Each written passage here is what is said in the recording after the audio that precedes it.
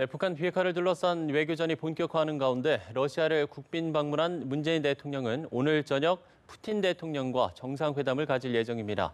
한편 도널드 트럼프 미국 대통령은 북한이 엔진 시험장을 파괴하고 있다면서 전면적인 비핵화 과정이 이미 시작됐다라고 주장했는데요. 이 시간 김열수 한국군사문제연구원 안보전략실장, 우정엽 세종연구소 연구위원 두 분 모시고 관련 내용들 짚어보도록 하겠습니다. 두 분 어서 오십시오. 네, 안녕하세요. 자, 먼저 오늘 오전 10시부터 금강산에서 열리고 있는 이 남북 적십자 회담에 대한 이야기부터 해보도록 하겠습니다. 8.15 인산 상봉 외에 지금 이 탈북 종업원 또 북한 억류자 문제 이 부분이 다뤄질지가 관심사인데 회담 좀 어떻게 예상을 하십니까? 예, 아무래도 뭐 제일 중요한 것은 8월 15일 날 지금 계획돼 있는 이산가족 상봉이 제일 중요할 겁니다. 예, 사실상 그렇죠. 지금 이제 뭐 하루가 다르게 이분들의 이제 연세가 많으셔서 돌아가시고 계시거든요. 예. 그렇기 때문에 8월 15일 날 일단 어느 정도 규모로 이렇게 이제 상봉을 했으면 좋겠느냐고 논의를 할 거고요. 그것뿐만 아니라 너무 빠른 속도로 지금 돌아가시고 계시기 때문에 그러면은 남아있는 분들의 상봉은 언제쯤 할 거고 그리고 이들에 대한 생사 확인과 그리고 편지, 영상 통화 뭐 이런 것들에 대한 전반적인 얘기를 하려고 하면 이게 꽤 시간이 걸릴 겁니다. 그래서 지금까지 뭐 회담이 아직 안 끝난 것 같고요. 예. 지금 말씀하신 것처럼 지금 이제 북한에 억류돼 있는 한국 국적 6명 그리고 이제 북한이 계속 지속적으로 지금 주장하고 있는 우리 중국 내 유경식당 탈북한 여종업원들 네. 이런 문제들에 대한 논의도 마마 있을 걸로 생각을 합니다. 예, 저희가 뭐 앞서서 속보로 좀 전해드렸습니다만 지금 일단 협의가 계속 재개가 되고 있고 이번에는 사무총장이 아닌 이 박경서 적십자 회장이 직접 나서면서 어떤 이번 회담에 대한 의지를 좀 엿볼 수 있는 것 같은데 좀 회담에 대해서 어떻게 예상을 하십니까? 지금 일단은 북미 회담 이후에 이제 북한과 미국 간의 관계도 개선될 조짐이 보이고 예. 또 그러한 계기를 통해서 이제 남북 간에도 이제 과거와는 좀 다른 모습을 보이려고 하는 북한의 어떤 태도가 좀 보입니다. 예. 우리 정부 역시 이제 그러한 것을 바탕으로 해서 이번 8.15 이산가족 상봉 등을 겸한 남북 적십자 회담에 임하고 있는 것이고요. 예. 그렇기 때문에 이번 회담에서는 이제 과거와 달리 실무선보다는 조금 더 큰 이야기를 함으로써 앞으로 이제 한 차례 있을 이 회담뿐만 아니라 추후에 남북 적십자 회담 등을 조금 더 정례적으로 가동하는 이러한 모습, 이러한 것들에 대해서도 이야기할 가능성이 있어 보입니다. 예. 그럼 이 부분은 좀 어떻게 해석을 할 수가 있을까요? 북한의 대표 명단을 오늘 새벽에 통보를 받았단 말입니다. 이 부분은 좀 어떻게 이렇게 좀 늦은 이유가 있을까요?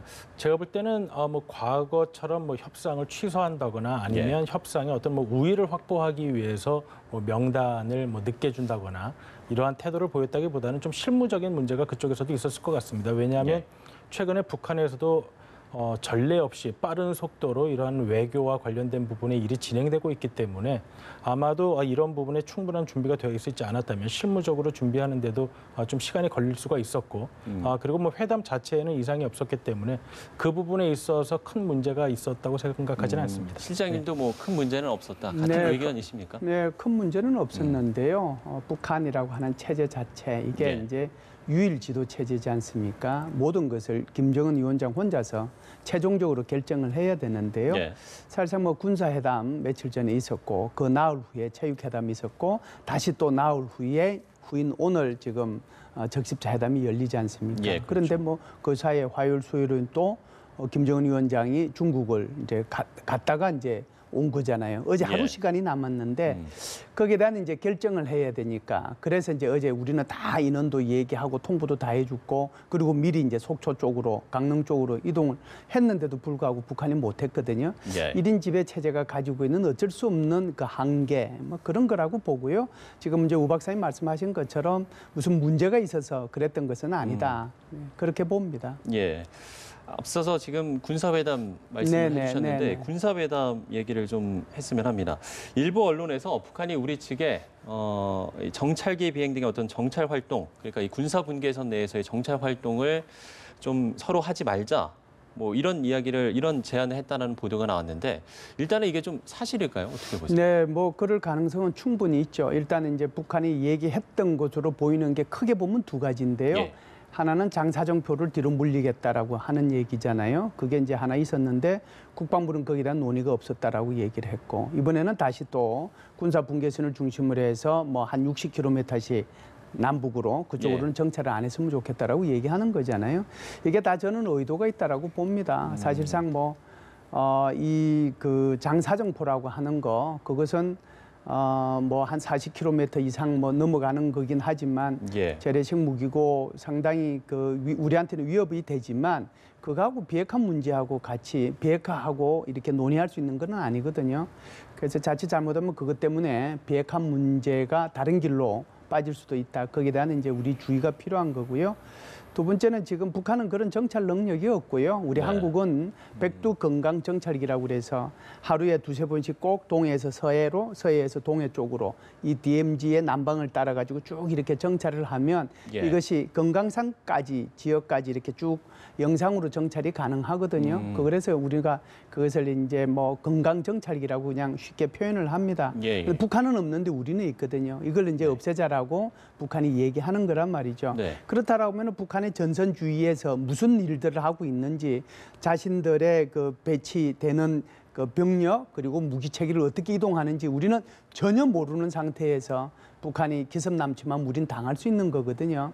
그래서 자기는 안 갖고 있기 때문에 이거 없애자라고 북한이 제기했다라고 저는 네. 봐요.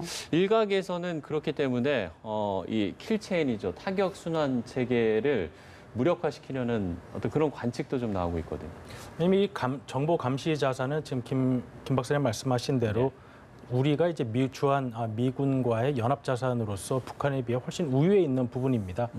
그리고 이제 킬체인을 지금 말씀하셨는데 킬체인의 가장 중요한 부분도 이제 사전 정보와 감시가 가장 중요한 것이죠. 그렇기 때문에 북한이 그러한 의도를 가지고 있었다고 아직 뭐 공식적으로 확인할 수는 없지만 예.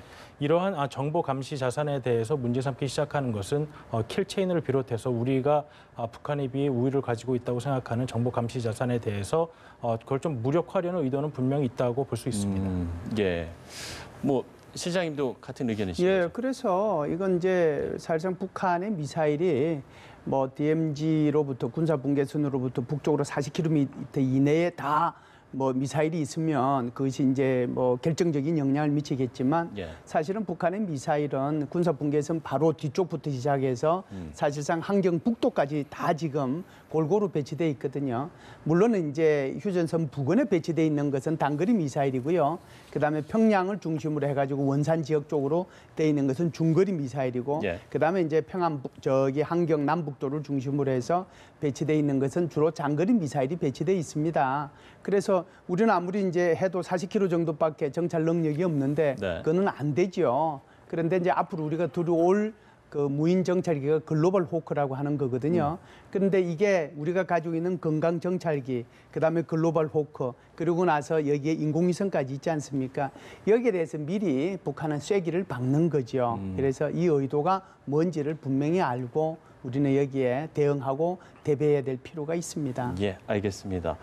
자, 트럼프 대통령의 발언을 좀 살펴보도록 하죠. 저희가 앞서서 리포트로 전해드렸습니다만 북한이 엔진 시험장을 파괴하고 있다면서 전면적인 비핵화 과정이 이미 시작됐다. 이렇게 이야기를 했습니다. 하지만 이게 본격적인 어떤 비핵화 협상이나 이런 게 아직 시작이 안 되지 않았습니까?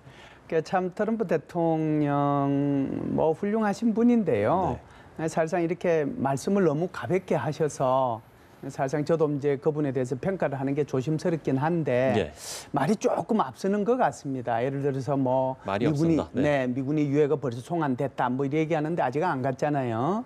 또 예, 어제도 그게 사실관계가 잘 그렇죠. 그래서 뭐 사실관계는 뭐 전혀 아니고요. 또 지금 북한이 그 지금 핵실험 엔진 실험하는 곳, 미사일 엔진 실험장이죠. 거기에 대해서 지금 뭐 폐쇄 조치를 했다 이렇게 얘기하는데 예. 거기에 대해서 지금 38 로스를 포함해가지고 다양한 정보 기관에서 얘기하는 거 뭐 전혀 그런 징후는 안 보이고 있다라고 얘기하는 거거든요. 그래서 트럼프 대통령이 북한한테 촉구하기 위해서 예, 이 예. 말을 했을 수는 있지만 그럼에도 불구하고 조금 말은 앞서가고 있다 그런 느낌은 뭐 지울 수가 없습니다. 네, 그런가 하면 완전한 비핵화가 아니라 전면적 비핵화란 용어를 썼습니다. 이런 표현을 썼습니다. 이게 좀 다른 겁니까? 즉 과거에 폼페이오 장관도 이제 국무장관 취임을 하면서 영구적인 비핵화라는 표현을 써서 그것이 완전한 비핵화는 무슨 다른 정책의 변경이 있는 것이냐 하는 의문들이 제기됐었는데 예. 이제 뭐 전혀 뭐 그런 것은 아니다라고 설명을 한 바가 있습니다. 제가 볼 때 오늘 트럼프 대통령이 토털 디뉴클리제이션이라고 이야기한 것도 예. 뭐 컴플리트 디뉴클리제이션에서 어떤 정책의 변화가 있다기보다는 제가 볼 때는 트럼프 대통령이 미국 국내에서 지금 북미 회담 이후 실질적인 북한의 비핵화 진전이 없는 것에 대한 비난이 있으니까 북한이 어떤 조치를 이미 하고 있다라는 점을 강조하기 위해서 지난번과는 좀 다른 표현을 쓴 것으로 보이고 그것이 앞으로 미국이 북한과의 비핵화 협상을 할 때 어떤 다른 정책을 염두에 두고 일부러 쓴 표현이라고 보기는 아직 어려운 것 같습니다. 예. 그러면 이런 상황에서 미국 언론에서 북한이 폐기 약속한 시험장이 동창리 서해 위성 발사장이라고 보도를 했는데 이 부분은 그러면 실질적인 비핵화 조치라고 볼 수 있을까요? 뭐 이런 것들이 모이고 하다 보면은 이제 실질적인 비핵화가 되는 것이죠. 다만 네.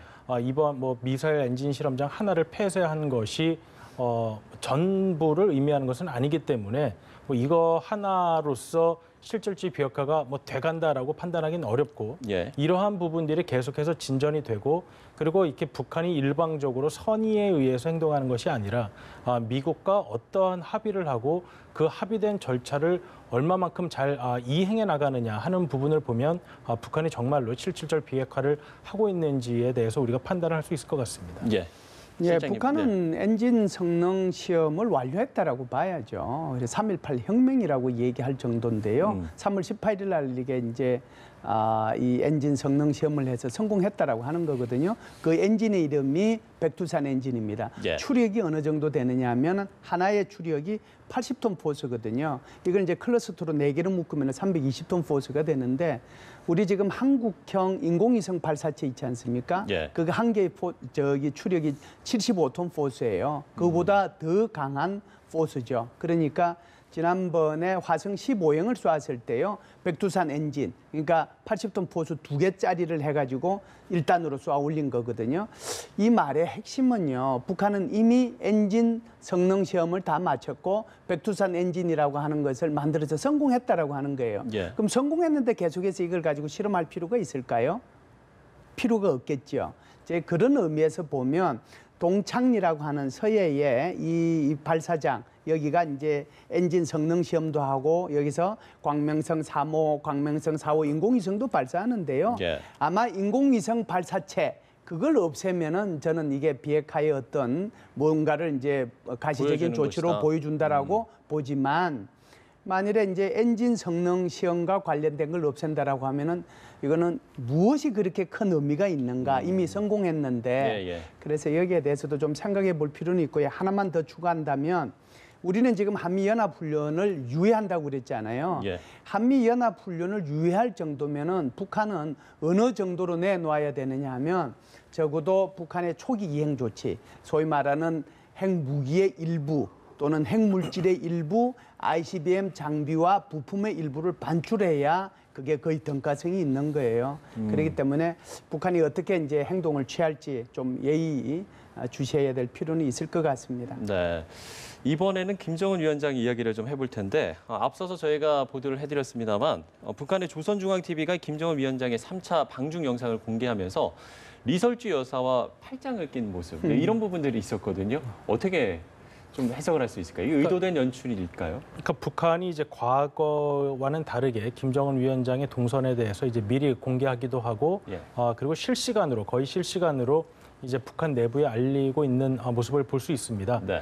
싱가포르 회담 때도 그렇고 이번 중국 방문 때도 과거 같았으면 모든 일정이 끝나고 귀국을 한 이후에 이제 국내적으로 방송을 했는데 싱가포르 때도 그렇고 이번에 중국 3차 방문 때도 모든 일정을 공개를 했다는 것이죠. 예. 그것은 이제 북한의 외교 활동이 이제 보다 더 투명화되고 있다. 이런 모습을 전달하기 위해서 보이는 싶다고 생각을 하는데 이번에 뭐 부부가 같이 이렇게 내려오는 장면을 연출한 것도 예. 이제 북한의 지도자가 더 이상 세상과 동떨어진 지도자가 아니라 다른 여타 지도자들과 마찬가지의 정상적인 외교를 하는 국가다라는 모습을 보이기 위해서 일부러 연출했을 가능성이 있어 보입니다. 예. 그런가 하면 중국이 지금 이 시안에서 평양 항공 노선을 다음 달 개통하기로 하지 않았습니까? 이런 네. 어떤 좀 대북 제재 좀 완화 움직임이 좀 있는데 그럼요. 예, 이런 그럼요. 부분은 좀 어떻게 보세요? 그 분명히 있고요. 지금 이제 김정은 위원장이 이설주 여사하고 저렇게 팔짱 끼고 내려오는 모습, 이것은 김정은 위원장이 제가 김정은 위원장을 판단하고 평가할 때 가장 잘하는 부분이 부인하고 대동하고 어디를 가고 부인하고 손잡고 다니고 하는 모습이거든요. 그러니까 이건 이제 자기 아버지에 대한 어떤 그 뭐라고 할까요? 원한이라고 할까? 좀 불평, 불만 이런 게 있을 수 있어요. 자기 아버지가 부인이 5명이었잖아요. 예. 자기 어머니도 그 중에 이제 완호부 대물이 있었던 건데 이제 자기는 이게 나중에 최고 지도자가 되면 절대로 그렇게 하지 않겠다라고 하는 것을 보여준 거거든요. 그래서 이제 저런 모습들이 계속해서 여러 장면에서 여러 곳에서 이제 연출이 되고 있다 이렇게 보는 거고요. 두 번째는 지금 말씀하신 것처럼 북한이 지금 중국하고 노선이 고려항공 취항하고 있는 곳이 4곳입니다. 뭐 상해, 베이징, 뭐 그다음에 칭다오, 그다음에 여기 여기 단둥인가요? 예. 아마 그 지금 정도 될 정확하게 생각이 겁니다. 안 납니다만. 그한 예, 4군데 네 곳에서 정도인데 이번에 여기에 시안이 지금 이제 추가가 됐죠. 시안까지 추가가 예. 됐거든요. 그 시안에는 뭐 시진핑 주석의 아버지 무덤, 시중신의 무덤이 있는 곳이고 병마총이 있는 그래서 진시황의 그 왕릉이 있는 곳이잖아요. 그렇기 예. 때문에 굉장히 많은 중국 그 사람들이 북한을 뭐 관광하지 않겠는가 그런 생각을 합니다. 그런 면에서 보면 제재가 일부 완화되고 있고 구멍이 뚫리고 있다 이렇게 볼 수도 있죠. 예, 알겠습니다. 자, 김열수 한국군사문제연구원 안보전략실장, 우정엽 세종연구소 연구위원 두 분 모시고 외교 안보 관련 이슈 짚어봤습니다. 오늘 말씀 고맙습니다.